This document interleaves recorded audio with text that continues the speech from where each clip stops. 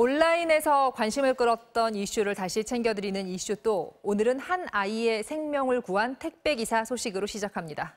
이동경 기자가 준비했습니다. 이번 주 온라인에서는 기민한 대처로 한 아이의 생명을 구한 택배기사가 화제가 됐습니다. 먼저 영상부터 보실까요? 택배 차량이 횡단보도를 지나가고 있습니다.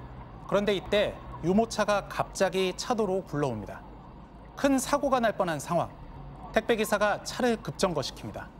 덕분에 유모차는 차 바퀴에 살짝 부딪히며 멈출 수 있었는데요.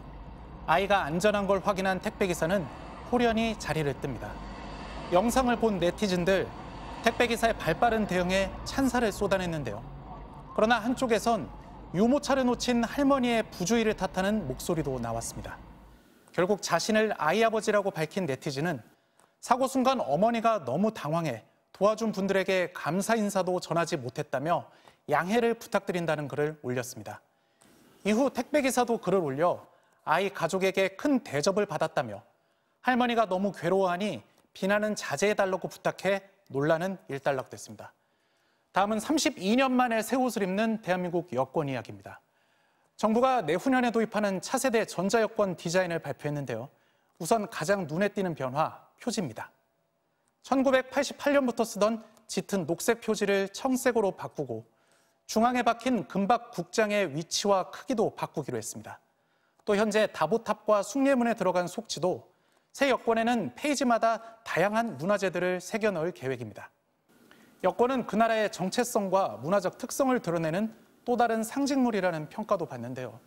그래서 미주 대륙 국가는 새로운 세계라는 의미로 파란색, 검은 대륙 아프리카는 검정색을 쓰고 중국 등 공산국가나 유럽은 빨간색, 이슬람교인 아랍 국가는 녹색을 사용하는 경우가 많습니다.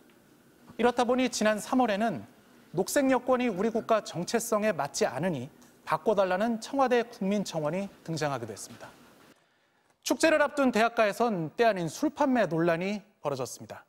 교육부가 각 대학의 축제 기간 학내에서 술을 팔지 말라고 공문을 보내면서 비롯됐는데요.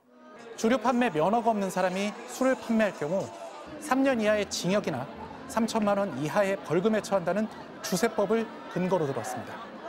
소식이 전해지자 SNS에서는 찬반 양론이 엇갈렸는데 축제의 주체인 학생들을 고려하지 않은 행정 편의주의라는 의견과 축제 기간이면 꼭 벌어지는 음주 사고를 막을 수 있는 방법이라는 의견이 팽팽히 맞섰습니다.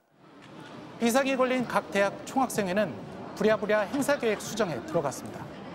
우선 건국대와 연세대 총학생회 등이 축제 기간 주점 운영을 전면 금지한다는 내용의 글을 SNS에 올렸는데 술 판매가 불법이니 정부 방침을 따르겠다면서도 축제를 코앞에 두고 주류 판매 금지를 통보한 정부에게 유감의 뜻을 표명하기도 했습니다.